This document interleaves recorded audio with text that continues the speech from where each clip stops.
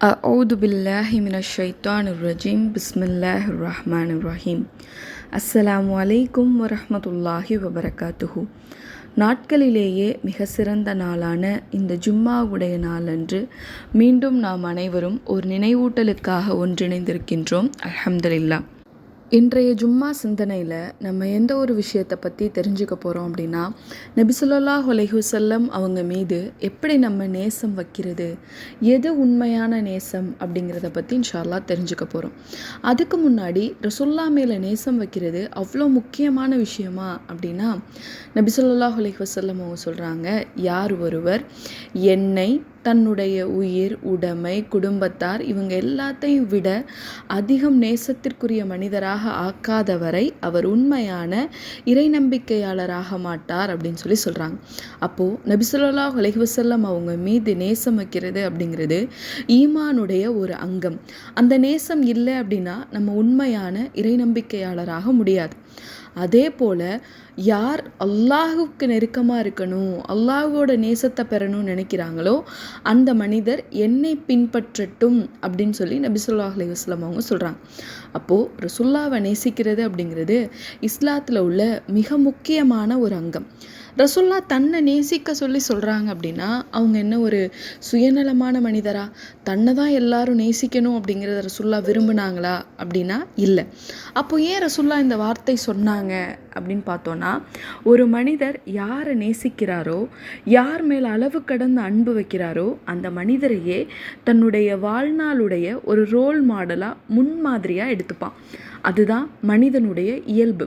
இப்போ ரசூல்லா தன்னை ஒரு மனிதன் முன்மாதிரியாக எடுத்துக்கிட்டாதான் நாளை மறுமையில் அவன் சுவனம் அடைய முடியும் அப்படிங்கிறத தெளிவாக உணர்ந்திருந்தனால தான் என்னை நேசிங்க, என்னை நீங்கள் அதிகமாக நேசிக்க ஆரம்பிச்சிங்கன்னா என்னுடைய செயல்கள் போலவே உங்களுடைய செயல்களும் அமையும் அப்படிங்கிற காரணத்துக்காக தன் மீது அதிகம் நேசம் வைக்க சொல்லி நபி ஸல்லல்லாஹு அலைஹி வஸல்லம் அவங்க சொல்லியிருக்காங்க.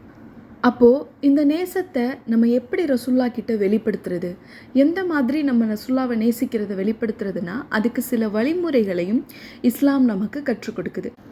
அதில் முதலாவது விஷயம் என்னென்னா, நபி ஸல்லல்லாஹு அலைஹி வஸல்லம் அவங்களுடைய சொல்லுக்கு கட்டுப்படுறது. நபி ஸல்லல்லாஹு அலைஹி வஸல்லம் அவங்க நம்ம இந்த உலகத்தில் வாழ்கிறதுக்கு நிறைய வழிமுறைகளை நமக்கு காமிச்சு கொடுத்துருக்காங்க. எதெல்லாம் செய்யணும், எதெல்லாம் செய்யக்கூடாது அப்படிங்கிற ஒரு தெளிவான ஒரு எச்சரிக்கைகளை நமக்கு கொடுத்துட்டு போயிருக்காங்க. அந்த எச்சரிக்கைகளை பின்பற்றி வாழ்கிறது ரசூல்லா மேலே உள்ள அன்பை வெளிப்படுத்துறதுடைய பிரதானமான ஒரு வழி. ரசூல்லாவுடைய சொல்லுக்கு அப்படியே கட்டுப்படுறது. உதாரணத்துக்கு நபி ஸல்லல்லாஹு அலைஹி வஸல்லம் அவங்க சொல்கிறாங்க, பொய் பேசாதீங்க. அப்போ நம்மளும் எந்த ஒரு சந்தர்ப்பத்திலையும் பொய் பேசாமல் இருந்தோம் அப்படின்னா ரசூல்லா மேலே உள்ள அன்பை நம்ம வெளிப்படுத்துகிறதா அடையாளம். நபி ஸல்லல்லாஹு அலைஹி வஸல்லம் அவங்க சொல்கிறாங்க, கெட்ட வார்த்தைகள் பேசாதீங்க. அப்போ நம்ம பேசும்போது கெட்ட வார்த்தைகளை தவிர்த்துக்கிட்டோன்னா நம்ம ரசூல்லா மேலே அதிகம் நேசம் வச்சுருக்கோம் அப்படிங்கிறது அர்த்தம். அப்போது இது மாதிரி நபி ஸல்லல்லாஹு அலைஹி வஸல்லம் அவங்களுடைய சொல்லுக்கு கட்டுப்படுறதின் மூலமாக ரசூல்லா மேலே உள்ள அன்பை நம்ம வெளிப்படுத்தலாம். இப்படி வெளிப்படுத்துகிற அன்பை தான் ரசூல்லா விரும்புகிறாங்க. ரெண்டாவது, ரசூல்லா மேலே நம்ம எப்படி அன்பை வெளிப்படுத்துறதுனா அவங்க மேலே அதிகமாக ஸலவாத்து சொல்கிறது. அல்லாஹ் தன்னுடைய திருமறை குர்ஆனில் சொல்லி காட்டுறான்ல, நான் இந்த தூதர் மேலே சலாமும் ஸலவாத்தும் சொல்கிறேன், மலக்குமார்களும் சொல்கிறாங்க, நீங்களும் இந்த தூதர் மேலே அதிகமாக ஸலவாத்து சொல்லுங்கள் அப்படின்னு சொல்லி. அல்லாஹ் எப்படி தூதர் மேலே ஸலவாத்து சொல்லுவான்? அல்லாஹ் நபி ஸல்லல்லாஹு அலைஹி வஸல்லம் அவங்களுக்கு அருள் செய்வான். அதுதான் இறைவனுடைய ஸலவாத்து. அப்போ நம்ம நபி ஸல்லல்லாஹு அலைஹி வஸல்லம் அவங்களுக்கு எப்படி ஸலவாத்து சொல்கிறது? அவங்களுடைய பெயர் கேட்கும்போது இல்லை பொதுவான நேரங்களில் அல்லாஹும்ம ஸல்லி அலா முஹம்மதின் அப்படிங்கிற முழுமையான ஸலவாத்தை நம்ம சொல்கிறது. அப்படி நம்ம நபி ஸல்லல்லாஹு அலைஹி வஸல்லம் அவங்க மேலே அன்பை வெளிப்படுத்துறதுக்குரிய இன்னொரு வழி தான் அவங்க மேலே அதிகமாக ஸலவாத்தை சொல்கிறது. ஸலவாத்தை சொல்கிறதால நமக்கு என்ன நன்மைகள் கிடைக்கும்? இதுக்கு முன்னாடியே நம்ம நிறைய உரைகளில் இதை பற்றி பார்த்துருக்கோம். ரசூல்லா மேலே நம்ம ஸலவாத்து சொல்கிறதால நம்மளுடைய பாவங்கள் மன்னிக்கப்படுது, நம்மளுடைய அந்தஸ்து உயர்த்தப்படுது. நம்ம ஒரு முறை நபி ஸல்லல்லாஹு அலைஹி வஸல்லம் அவங்க மேலே ஸலவாத்து சொன்னால் நம்ம மேலே அல்லாஹ் 10 முறை ஸலவாத்து கூறுறான். அதாவது அல்லாஹ் நமக்கான அருளை 10 மடங்கு நம்மக்கிட்ட பொழியிறான் அப்படிங்கிறது ஸலவாத்துடைய சிறப்புகள். அப்போது நம்மளுடைய தூதரை நம்ம நேசிக்கிறோம் அப்படின்னா அந்த நேசத்தை வெளிப்படுத்துறத எப்படி ரசூல்லா விரும்புகிறாங்க, அவங்களுடைய சொல்லுக்கு கட்டுப்படுறதன் மூலமாகவும் அவங்க மேலே அதிகமாக செலவாத்து சொல்கிறதன் மூலமாகவும் அதை வெளிப்படுத்தணும் அப்படிங்கிறத நபி ஸல்லல்லாஹு அலைஹி வஸல்லம் அவங்க விரும்புகிறாங்க. ஆனால் இன்னைக்கு நபி ஸல்லல்லாஹு அலைஹி வஸல்லம் அவங்க மேலே உள்ள அன்பை வெளிப்படுத்துகிறோம் அப்படிங்கிற பேரில் எவ்வளவு பித்அத்தான விஷயங்களை மக்கள் செஞ்சிட்ருக்காங்க. இன்னைக்கு ரபியுல் அவ்வல் 12வது நாள் அப்படின்னு சொல்லி நபி ஸல்லல்லாஹு அலைஹி வஸல்லம் அவங்களுடைய பிறந்த நாள்களை ரொம்ப விமர்சையாக சில மக்கள், சில இஸ்லாமிய மக்களே கொண்டாடிட்டு இருக்காங்க. இது நபி ஸல்லல்லாஹு அலைஹி வஸல்லம் அவங்க நமக்கு காட்டித்தராத ஒரு வழிமுறை. இதில் ஒரு விஷயத்தை நம்ம தெளிவாக புரிஞ்சுக்கணும். என்னென்னா, நபி ஸல்லல்லாஹு அலைஹி வஸல்லம் அவங்க பிறந்தது ரபியுல் அவல் மாதம், இறந்ததும் ரபியுல் அவல் மாதம். ஆனால் அவங்க பிறந்த தேதியில் நிறைய கருத்து வேறுபாடுகள் இருக்குது. ரசூல்லா இறந்தது தான் ரபியுல் அவலுடைய 12வது மாதம் அப்படிங்கிறத நிறைய அறிஞர்கள் ஒத்துக்கிறாங்க. அவங்க பிறந்தது இந்த 12வது நாள் தானா அப்படிங்கிறதுல நிறைய சந்தேகங்கள் இருக்குது.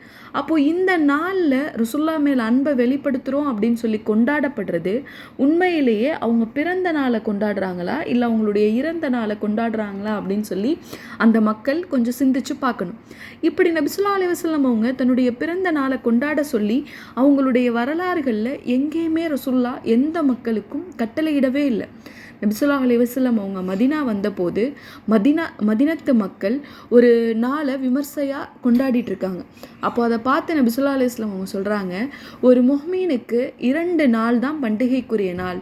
ஒன்று ஈதுல் அல்ஹா, இன்னொன்று ஈதுல் ஃபித்ர் அப்படின்னு இந்த 2 நாளை தான் குறிப்பிடுறாங்க. எங்கேயுமே ரசூல்லா தன்னுடைய பிறந்த நாளை கொண்டாட சொல்லி வலியுறுத்தவே இல்லை. ரசூல்லாவுக்கு பின்பு வாழ்ந்த சஹாபாக்கள், அறிஞர்கள், இமாம்கள் அப்படின்னு சொல்லி யாருமே நபி ஸல்லல்லாஹு அலைஹி வஸல்லம் அவங்களுடைய பிறந்த நாளை கொண்டாடினதா நமக்கு ஆதாரபூர்வமான செய்திகள் எதுவுமே இல்லை. இஸ்லாமிய கேலண்டரான ஹிஜ்ரி கூட ரசுல்லா பிறந்ததுலேருந்து யாருமே கணக்கிடலை. ரசுல்லாக்கு நபித்துவம் கிடைச்சதுலேருந்து கூட கணக்கிடலை. ஹிஜ்ரி கேலண்டர் கூட எப்போ கணக்கிடப்படுது, ரசுல்லா அதை எப்போ வலியுறுத்தினாங்க, நாட்களை கணக்கிட்டு வைக்கிறதுல எந்த வருஷத்துலேருந்து ரசுல்லா வலியுறுத்தினாங்கன்னா, எப்போ இஸ்லாம் ரொம்ப சுதந்திரமாக பின்பற்ற ஆரம்பிச்சிச்சோ அந்த மிக முக்கிய நிகழ்வு, ஹிஜ்ரத் பண்ணிட்டு வந்த நிகழ்வுக்கு அப்புறம்தான் அந்த இஸ்லாமியர்களுடைய அந்த கேலண்டரை கூட நபி ஸல்லல்லாஹு அலைஹி வஸல்லம் அவங்க கணக்கிட்டாங்க, சஹாபாக்கள் அப்புறம் கணக்கிட்டாங்க.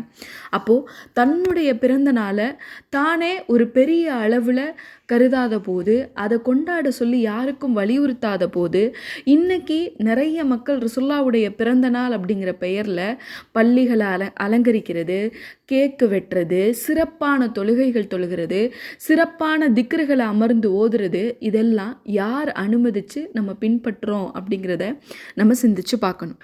இன்னும் இவ்வாறு அதிகமாக புகழப்படுறத நபி ஸல்லல்லாஹு அலைஹி வஸல்லம் அவங்களே வெறுத்திருக்காங்க. நபி ஸல்லல்லாஹு அலைஹி வஸல்லம் அவங்க சொல்கிறாங்க, மரியமுடைய மகன் ஈசா அலைஹி வஸல்லம் அவங்கள அளவு கடந்து புகழ்ந்ததை போல என்னை யாரும் புகழ்ந்துடாதீங்க. என்னை அல்லாஹுடைய அடிமை என்றும் அல்லாஹுடைய தூதர் என்றும் மட்டுமே நீங்கள் அடையாளப்படுத்துங்க அப்படின்னு சொல்லி. அப்போது இன்றைக்கி ரசூல்லா மேலே அன்பதான நாங்கள் வெளிப்படுத்துகிறோம் அப்படிங்கிற பேரில் அவங்கள அளவு கடந்து புகழ்கிறது ரசூல்லாவே காட்டித்தராத ஒரு வழிமுறை.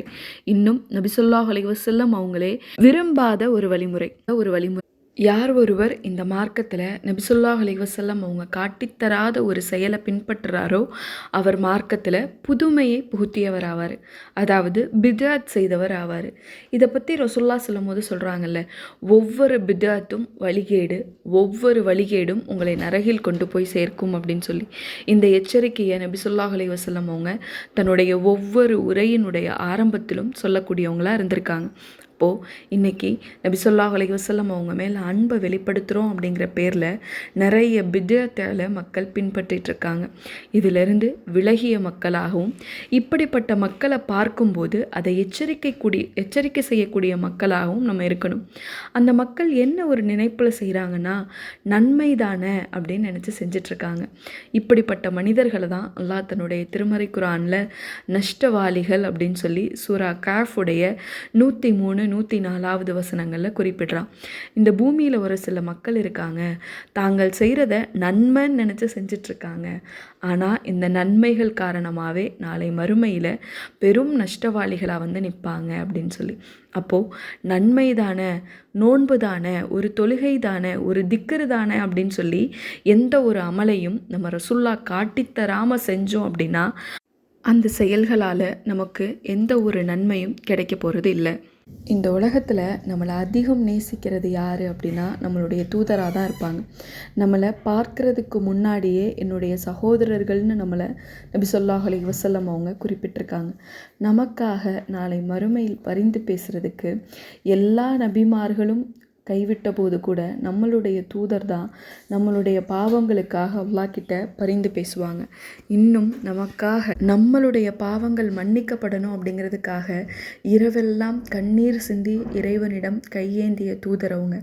அப்படிப்பட்ட ஒரு தூதரை அவரை நிராசை அடைகிற வகையில் நம்மளுடைய செயல்களை ஒருபோதும் நம்ம அமைச்சிக்க கூடாது.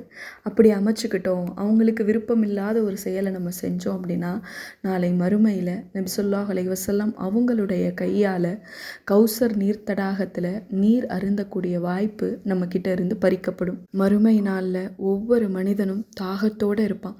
ரசூல்லா தன்னை சந்திக்க வர மக்களுக்காக கௌசர் அப்படிங்கிற நீர் தடாகத்தில் காத்திருந்து அதிலிருந்து நமக்கு நீர் எடுத்து கொடுப்பாங்க.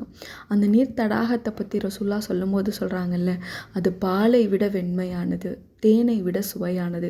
ஒரு முறை அதிலிருந்து ஒரு மனிதன் நீர் அருந்திட்டார் அப்படின்னா அதுக்கப்புறம் அவருக்கு தன்னுடைய வாழ்நாள் முழுக்க தாகமே ஏற்படாது அப்படின்ற சொல்கிறாங்க.